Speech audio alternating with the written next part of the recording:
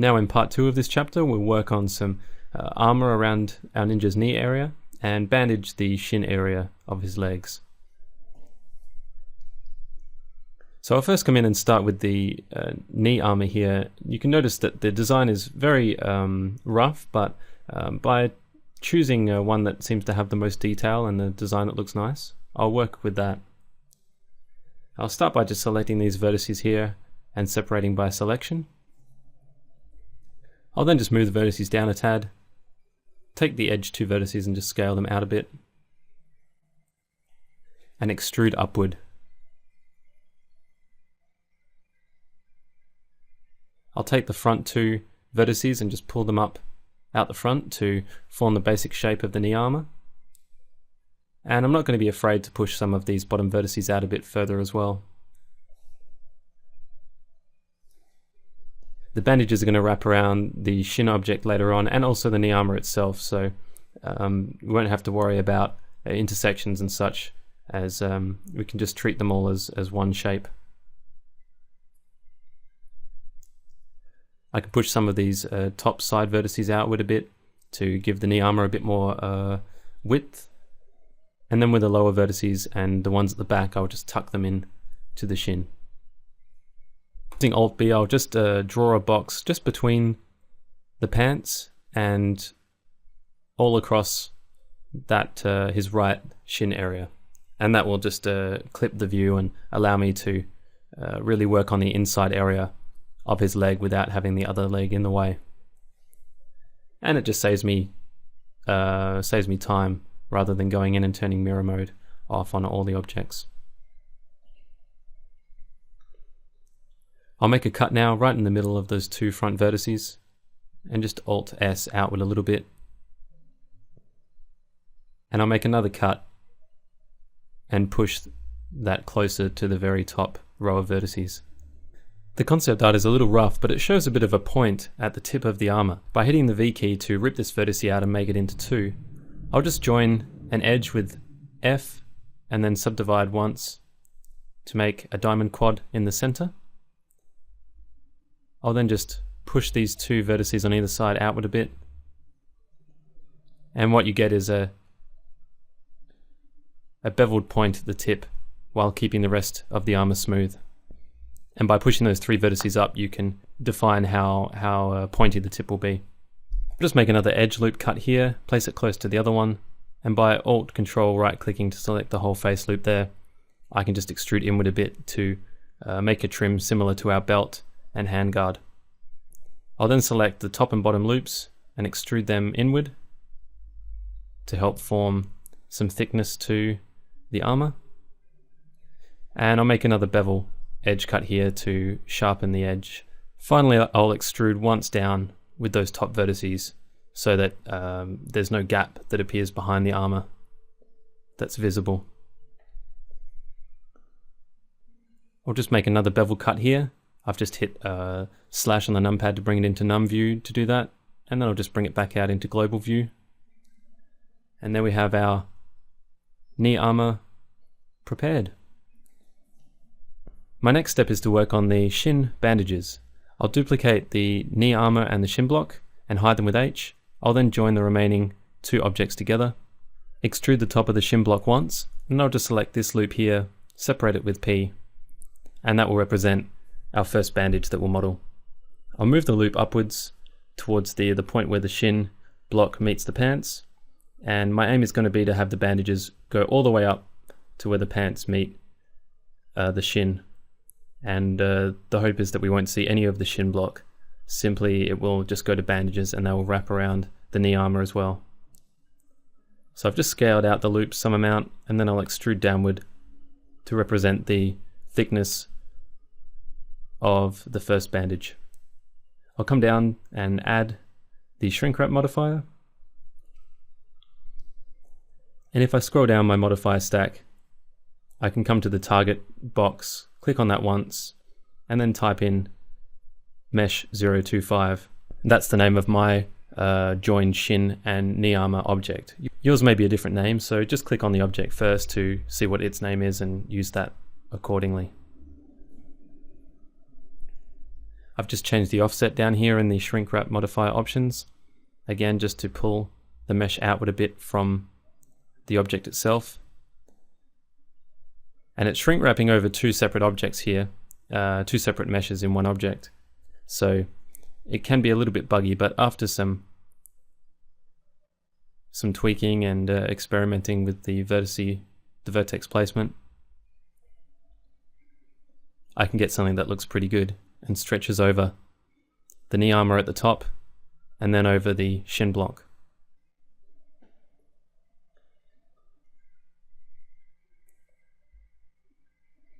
So that will allow the knee armor to tuck in behind the bandages as well. I'll smooth the mesh and just in edit mode select all and hit Ctrl N to recalculate the normals. With the leg bandage selected, I'll shift select the forearm bandage object and just hit Ctrl L and choose materials to give it the same material. Just a quick shortcut way to do that. So now I can play again with the height of the bandage, the first bandage at the back that will represent the very top bandage of our shins. And when I'm happy with the first bandage, I'll duplicate the object. And then as you can see there, I'll then go into edit mode and move all the vertices downward. Since it's a new object, I'll give it its own material by hitting the number there to make it single user. And then bring up the color of the object to a darker shade so I can just distinguish between each bandage object. And then I'll push out the offset a little bit further, just by 0.01 or 0.02, just so that it forms itself over the bandage above.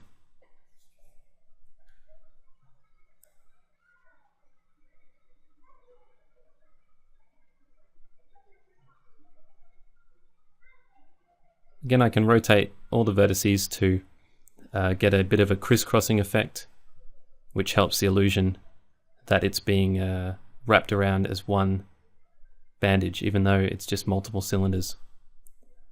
So again, I'll just go through, duplicating the object, placing vertices, making the offset a little bit further out by 0.02% or so, and I'm just repeating that all the way down the leg, playing with different rotations and different heights of the bandages. I'll do this all the way down to the bottom of my shin block, and I'll just place the last one as close as I can to the bottom of my shin block, and then just move the vertices upward to cover any gaps.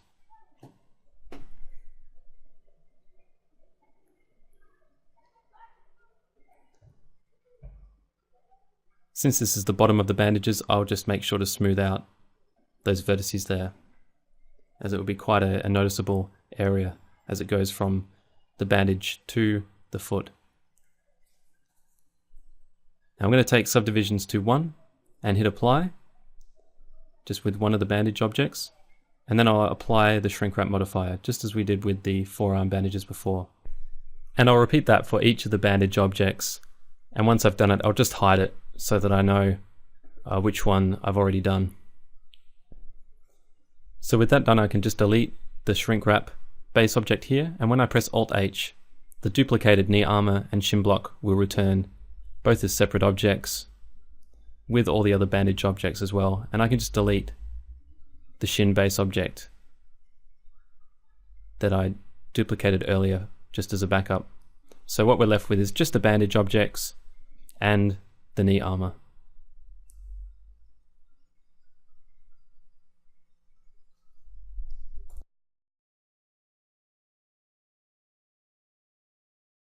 I'll now use Alt B to just clip the view to this one right shin area again, and then I'll come in to each bandage object and just push and pull vertices in or out just by Alt right clicking some loops and S to scale, and moving any individual vertices that are a little bit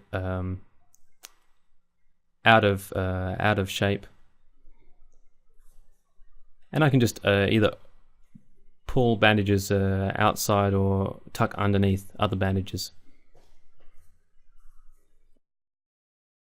And to get a better indication of intersections, I'm just going through each bandage object and adding another subsurf modifier, just with a subsurf level of 1, so that it equals the same 2-level subsurf that we had before.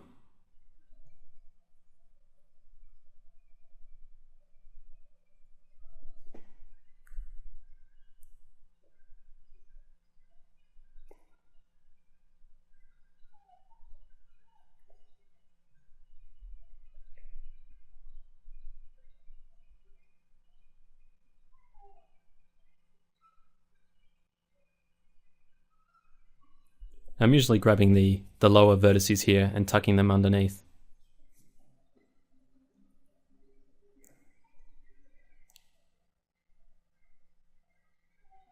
And then we have nice overlapping bandages.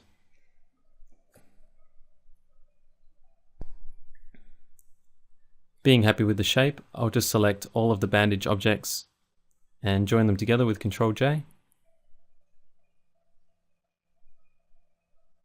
Holding Shift and selecting. And then I'll join them together there. And one more time I'll select the bandages in the shins and then Shift select the bandages at the forearm, hit Ctrl-L and choose Link Materials, just to make it all one material again. So now with all the vertices in one object, I'll extrude and then scale by the normals inward, and then with all of those inside faces still selected from the extrude, I'll just hit X and delete faces so that we don't have all these hidden faces taking up memory and space.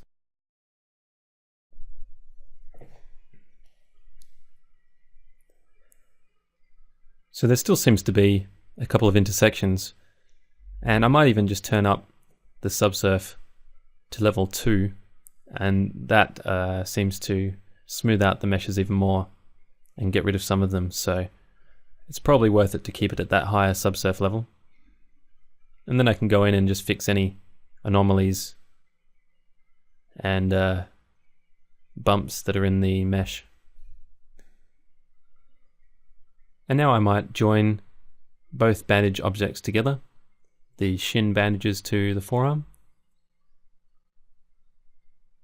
Then if I go into edit mode, I'll just delete the vertices in the forearm on one side because the shin bandages had a mirror modifier as well.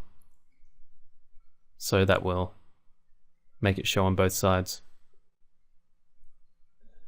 At this point I've probably got some objects that are a little bit too high in terms of subdivisions with the subsurf modifier. So things like the torso, I'll take down to subdivisions of 1, and the mask object as well. I can either take down to 1 or 0 just to help speed up my 3D view.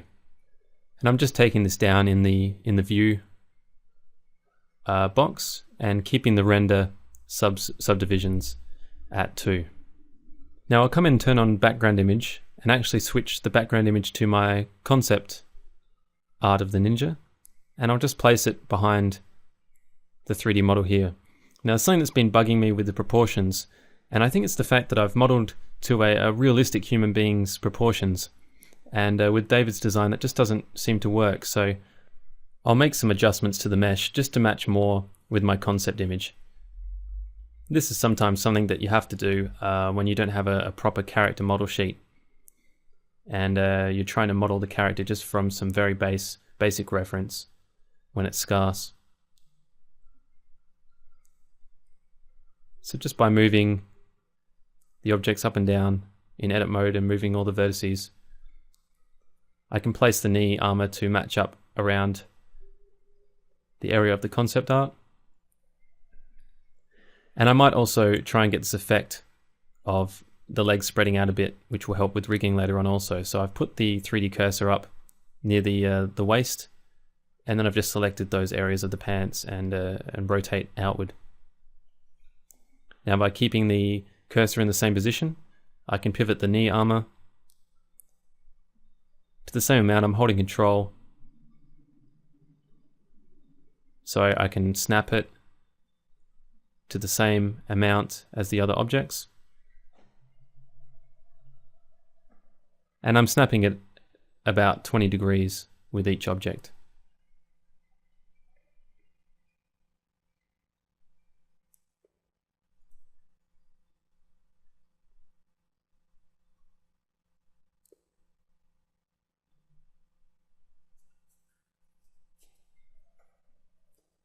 I'll now use proportional editing after grabbing a few loops at the bottom of the bandages, just to stretch out the length of the shin.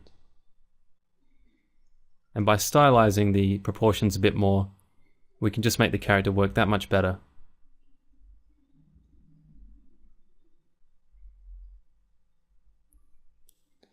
I'll also do some little fixes after just taking a look at the character and seeing what I can improve.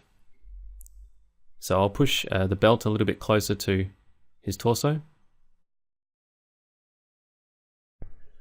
And his torso seems to be not quite as long in the concept art and works a lot better with these stylized proportions. So I'm going to grab all of the objects of his lower body and just move them up higher, up his waist. I'll then just make some final adjustments to the vertices with these new proportions. I can push out some of these vertices also at the side of his pants.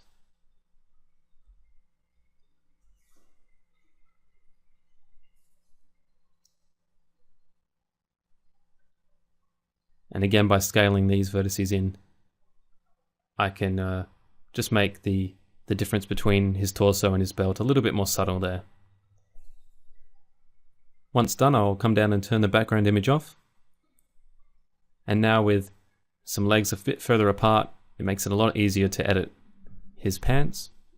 And I'll just add a loop cut in between the bottom two edge loops here, and just help the mesh flow over the knee armor a bit more. I've just turned off mirror, view mirror modifier in edit mode, so that I can come around on the inside of the leg and not have any mesh in the way. And I'll just match them up to the edge of the knee armor and the top of the bandages. So now we have the main lower area of his body modeled, and we've changed the proportions to make sure that our character looks as good as it can compared to the design. And from there we can move on to the ninja shoes known as tabi.